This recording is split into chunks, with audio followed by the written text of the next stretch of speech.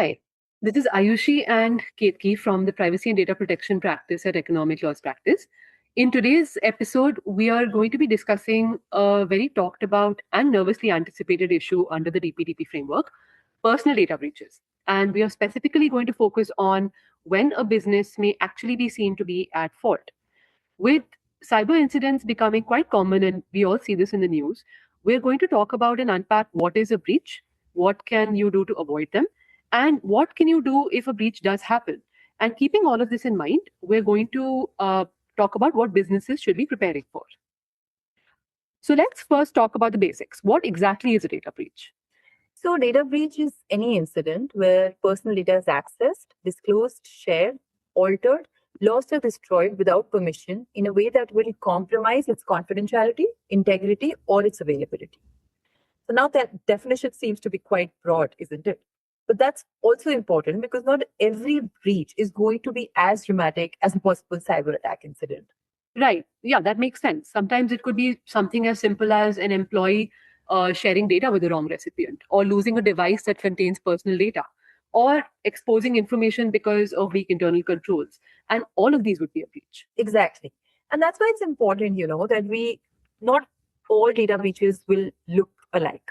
For example, there can be a confidentiality breach where personal data ends up with somebody who is not supposed to have it or see it, say because of a hack system or, a misconfigured server.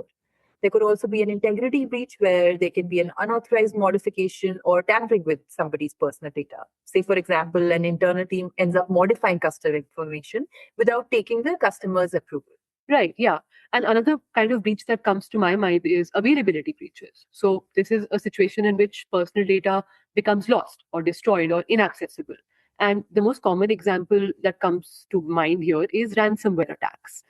So, when we talk about data breaches, we're like, the example that you brought up and what I was thinking about, we're thinking about very different scenarios where personal data becomes accessed, used, protected, or managed in unauthorized ways.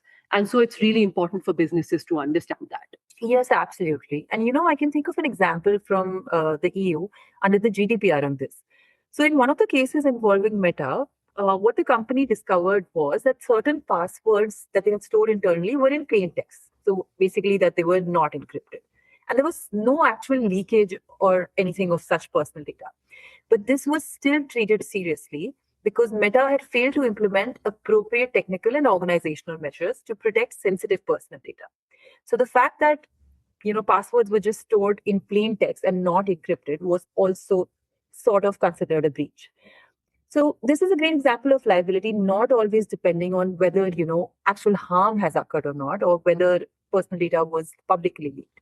Sometimes the failure to prevent the breach itself, internally weak security architecture, poor internal records, or inadequate breach response processes can be an issue.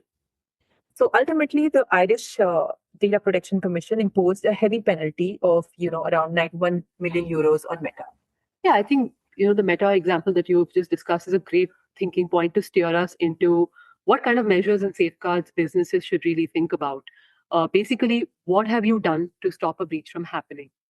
So, to move into the next part, let's talk about what these measures should be. So, similar to the GDPR, even under the DPDP framework, you're required to protect the personal data in your control. So, that is what the DPDP calls having reasonable security safeguards. So, for example, you would need to secure personal data that is in your control through encryption, masking, or tokenization to reduce the risk of it being exposed in a usable form. So, that was something that you were discussing that happened in the Meta case. But there is also a strong emphasis on access control. So not all teams in an organization should be able to access all kinds of personal data. So a good example is employee-related data must only be accessed by HR personnel. And another thing that's important is uh, internal visibility and accountability. So you would need to keep logs, monitor systems, and review your mechanisms to make sure that you're keeping tabs on unauthorized access. And all of these obligations are not just going to be on you as a data fiduciary, but even on third-party entities that are processing data on your behalf. Absolutely. Another thing that is important is organizational resilience. it's not just about preventing breaches, but also how you would ensure business continuity and minimization of disruption if something actually does go wrong. For example, say if data is lost or compromised due to a breach, how do you bounce back from that? But let's get to that in just a bit. Yeah, we'll talk about that. But so to just tie in what we were just discussing, as a business, you will have to properly assess your processing activities. You'll have to understand the risks that are involved in these activities and then implement proportionate and responsive safeguards and measures, all ultimately sort of geared towards avoiding a data breach. To pick up on what we just spoke about earlier, even with robust safeguards in place, breaches can actually still happen. And in fact, they do still happen. So, what is the expectation if a breach does take place? So the first requirement under the DPDP framework is notification. So if a breach takes place, you are expected to inform affected data principals, and this has to be in a very clear and straightforward way. You're supposed to explain what happened, the nature and extent of the breach, the consequences for the affected individual, the measures that you are taking or have already taken to reduce the risk. And you might also have to tell the affected individuals what they can do to protect their interests, and you should give them contact details for any other queries or assistance that they may need. Yes. And the next would be to notify the board. And this also must be fairly prompt, providing details such as what was the actual nature of the incident, its extent, timing, location, and the likely impact. Right. And the next one is going to be a 72-hour notification, which also is quite prompt actually. And it's 72 hours unless the board extends it. So you're going to give a more detailed report on what led to the breach, what steps have been taken, and how the recurrence risk is being addressed. Absolutely. And this is, quite a heavy requirement. Overall, there seems to be a lot of focus on ensuring transparency and accountability in responding to actual breaches. Absolutely. And it doesn't end there. You've put safeguards in place. Unfortunately, a breach happens. You follow all your post breach obligations. But for you as a business, you also have to get to the other side. So, two examples, come to mind. We see a lot of this in the news. Something similar had happened to Jaguar in September 2025. They experienced a cyber attack, which led to a data breach. And it led Jaguar to shut down its systems and even halt production. And now, reportedly, Jaguar has been working with cybersecurity experts to restore systems and resume production. And a similar breach was also experienced by Asahi in November 2025. And reportedly, they had to spend 2 months to contain the attack and restore and reconfigure systems. Yeah, those are some important, relevant examples, because the bottom line is that businesses need to be thinking about how they would react and respond to a breach long before the breach actually happens. So, who will take charge internally and how do you contain the breach quickly? Who speaks to the regulator, the customers, employees, or even the media? Those decisions can and should not be made in the middle of a crisis. There also needs to be a clear action plan for keeping the businesses running. Immediately restore systems or as soon as possible, secure backups, bring in cybersecurity and legal experts where required, and make sure operations continue with as little disruption as possible. Yeah, I think all of those things are really important, and thank you for pointing all of that out.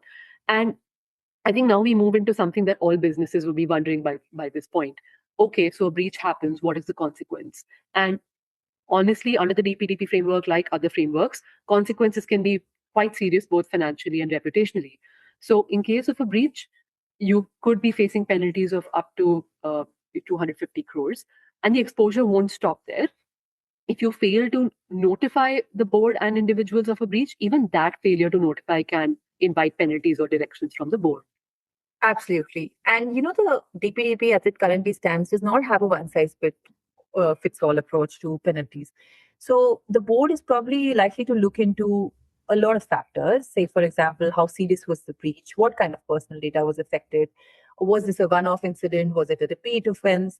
Did the company benefit financially or avoid losses because of the breach? And importantly, how quickly and how effective was the company in responding to the breach once it was discovered? So the focus is not just, punishing for the sake of punishing. It's also about creating incentives for better data governance, stronger cybersecurity practices, and faster breach response mechanisms.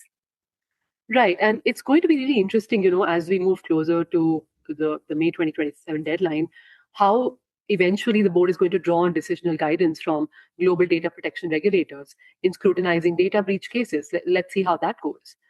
So I think the key takeaway here is that under the DPDP framework, it's not just going to be about whether a breach happened. It's also going to be about, were you prepared to respond and did you respond to it? Absolutely. The regulators are likely to focus on whether businesses had reasonable safeguards in place, how responsibly did they actually respond, and how quick were they to be able to act in case of the breach. Ideally, businesses should therefore just start preparing their response plans, have escalation processes all laid out, and probably even, go in for some mock drills well in advance, so they're not dealing with a crisis situation under pressure. Yeah, I think that's certainly a lot to absorb and process. We hope this episode helped break down some of the key concepts around data breaches and what the framework expects from fiduciaries. As the law and rules move closer to implementation, I think these are definitely going to be issues that businesses should start thinking about proactively. Thank you so much for joining us today.